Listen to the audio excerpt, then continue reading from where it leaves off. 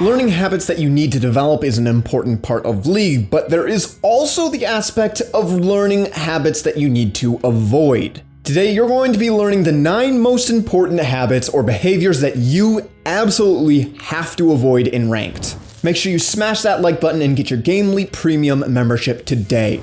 Over at our website, we're posting up to 5 new videos every day, all done by Challenger players. Check us out using the link in the description below. Kicking things off at number 1, the most important thing that you gotta stop doing is playing on locked screen. I know a lot of lower rated players play on locked screen because they're not used to controlling the camera.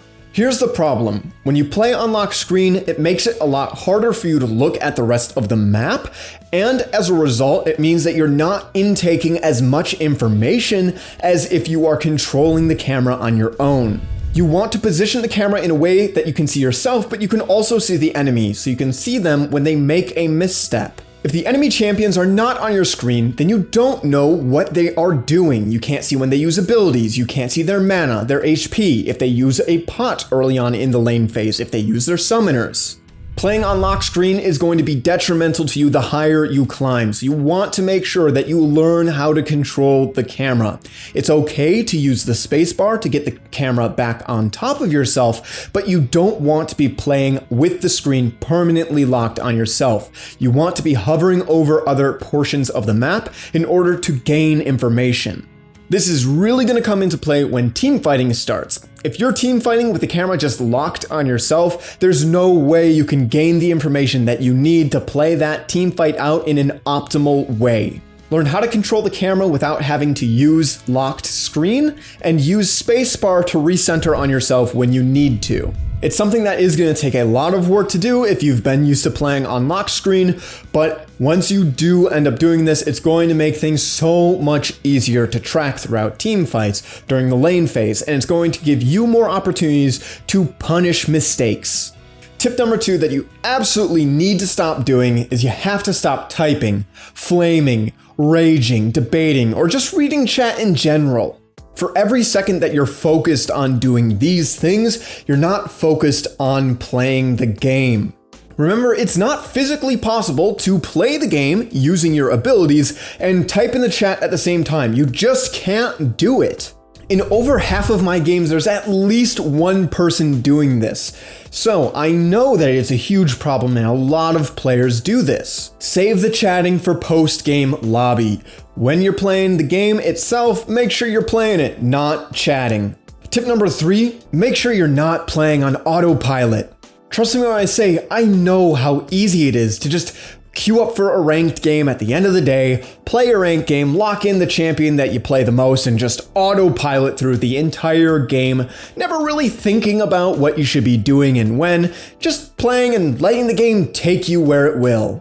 This was something that I was definitely very guilty of back when I was in high school, just because I was so distracted with other things. I would unwind with League of Legends and I really wouldn't focus. Looking back, however, it is very clear to me that during this time period, I was playing at a level lower than my potential. The reality is, when you're playing on autopilot, your chances of winning are just not going to be as high because you're not focused. You want to make sure that you're not zoned out while you're playing, you're paying attention, you're being proactive. This is going to allow you to win way more games. Next up is a really quick, simple one. You want to make sure you're not AFKing during the champion select, that you're not tabbed out, focused on something else. This can cause you to miss your ban. It can cause you to pick at last second, panic picking something that you don't really play. It can cause you to not get the right runes for your matchup. You could take the wrong summoner spells. You want to make sure you're paying attention, getting all of your runes, your champion, your ban, your entire setup finished before you tab out. Once you are confident that you are ready to go into that game and you know exactly what's happening, then you can tab out and handle other things.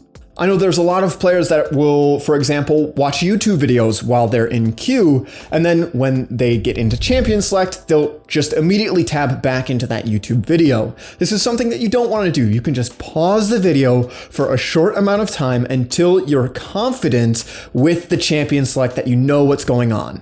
I'm not saying you can't watch YouTube videos while you're in champion select.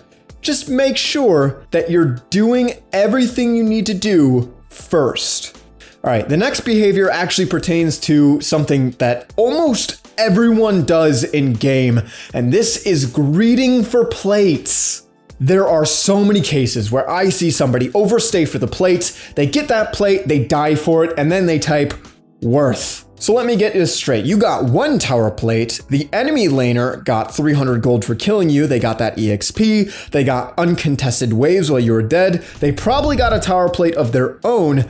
In what world is this worth it? Even in scenarios where people just overstay for 1 plate, they don't end up dying, but then they have to base way later than they normally would, this is probably not worth it. If you are basing after taking a plate as the enemy laners are arriving to the lane, you're probably basing too late. In a lot of cases, they're going to be able to shove the wave back into your tower, meaning you're going to miss a little bit of EXP, and get a plate of their own, meaning you didn't generate a lead for yourself at all. Remember, those plates, they're not going anywhere for the first 14 minutes of the game. It's okay for you to take those full 14 minutes to get all of the plates. You should be trying to get plates of your own while still preventing the enemy laner from getting their plates. This is how you come out of the lane phase with massive leads. If both laners are getting all of the plates, then essentially you didn't really do anything. You didn't generate a lead. Both laners are just equally far ahead of the rest of the team. You're not crushing your lane by doing this. You're crushing your lane when you take good base timers that allow you to get plates without the enemy laner getting anything in return. This is why in Challenger, it's pretty common to only see plates taken if somebody solo killed, if they have Rift Herald, or if they have Demolish. There are a few cases where somebody needs the plate in order to get a certain item, so they will stay for that. But other than that, they mainly want to make sure that they can get plates without any punishment. If this is something you suffer from, all you have to do is look at one of your replays and see, after you took a plate, what did the enemy laner get from it? If you overstaying from a plate resulted in them actually getting more gold than you did from that play, then you know you suffer from this problem. The next habit that people need to stop is AFK farming the jungle. Now there are some very farm heavy junglers like Shyvana, Master Yi, Udyr. However, even these junglers are not justified in only clearing, never ganking. As a jungler, you want to make sure that you are pressuring the map. You need to gank. If you are not ganking, you should not be playing jungle. Yes, there are some junglers that will be able to AFK farm, never gank, and then carry later on into the game, but this is more of a coin flip. You're relying on your team to be able to play the game without any help from you. Sometimes this will work out, sometimes it won't. But if you just gank instead of doing maybe 1 camp, this is going to increase your odds of winning so much. On top of this, if you're playing something like Elise and you're AFK farming, there's a huge problem. This is an early pressure jungler. You should not be AFK farming on her. There are a lot of players that I see who lock in early game junglers and all they do is farm. Farming and getting a lead for yourself is fine, but you need to make sure that you're balancing it with ganks when you can. Next up, you need to get rid of the mentality of so-and-so got lucky and that's why this happened. Now don't get me wrong, there are definitely instances where luck has a lot to do with it. You can get lucky crits, you can get lucky instances where you accidentally hit a skill shot on somebody you didn't mean to, right? These are instances of luck. But if every single time somebody kills you, you just chalk it up to them being lucky, then this is an awful mentality. Your default attitude should be either I made a mistake or this player outplayed me. This allows you to admit that there's still room to improve on your part and that there's something to be learned from the other player. By saying somebody got lucky, you're saying that no skill was involved and there's nothing to be learned from this player. And of course, this is always bad. You want to be learning as much as possible in order to improve. Moving on to tip number 8, you need to stop playing your bad champions in ranked. Listen, I get it. You like playing Akali, and maybe this is even a really good game for Akali. But when you have 25% win rate over 50 games on Akali, maybe you should just stick to normals with that champion. Listen, you don't need to play every champion that you like to play in ranked. It's completely okay. There are a lot of champions that I really enjoy playing that I would never dare to take into ranked. I love playing Fiddle support and Nasus top. Do I play these picks in ranked? No. The reason why is because my win rate on those champions in ranked is low. It is completely okay for you to enjoy a champion and never play it in ranked. That's fine. Ranked should be for your best champions and your best champions only. Now, of course, win rate is not everything. Sometimes you play their first 20 games and you get 5 or 6 AFKs in those games, so your win rate is lower than what it should be. It's going to be up to you whether or not your win rate reflects if you can play that champion. If you got a bunch of AFKs while playing this champion, so your win rate is lower than it should be, then fine, you can still play that champion in ranked, right? But if your games were lost because of how you played and that's why your win rate is low, then you should probably not play that. Finally is the behavior that I see the least frequently, but it is a huge problem, especially in Diamond Plus. This is the mentality of, this person wronged me, so I need to get back at them. Remember, you're playing a video game. If somebody came into your lane and taxed your wave, it's whatever. Don't make a big deal out of it. There will be so many times when I'm jungling, especially through Diamond, and I fix somebody's wave because after my gank, it's in a bad spot. I'm trying to help them.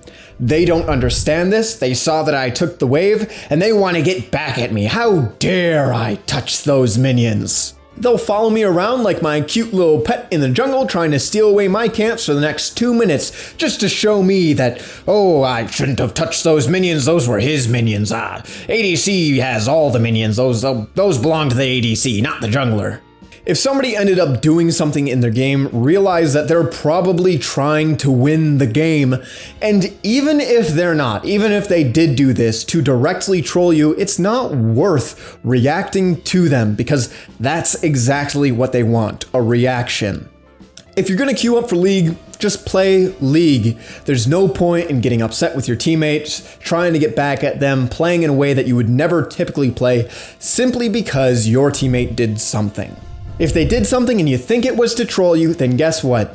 There's a great way to get back at them after the game is over. You can just report them. While the game is playing out though, you want to make sure that you're playing, make sure you're not having emotional reactions to something your teammate did, and just play in order to win. Yes, sometimes you will get the most mentally unstable, insane people in your solo queue games that will just do stupid stuff to you for absolutely no reason. But again, the best thing to do in these scenarios is just to not react. Don't give them the attention that they want. If you enjoyed today's video, make sure you like and subscribe. And if you want to see more of our content, you can head over to our website, GameLeap.com, where we're posting up to 5 Challenger videos every single day. Over there, we've got hundreds of guides, all done by Challenger players, sorted into a quick and easy to use courses system. We've got courses both on the 5 fundamental roles as well as champion-specific courses. So if that is something that interests you, make sure to check us out using the link in the description below. As always, I'm Panther. I hope you learned something valuable, and I will see you in the next one.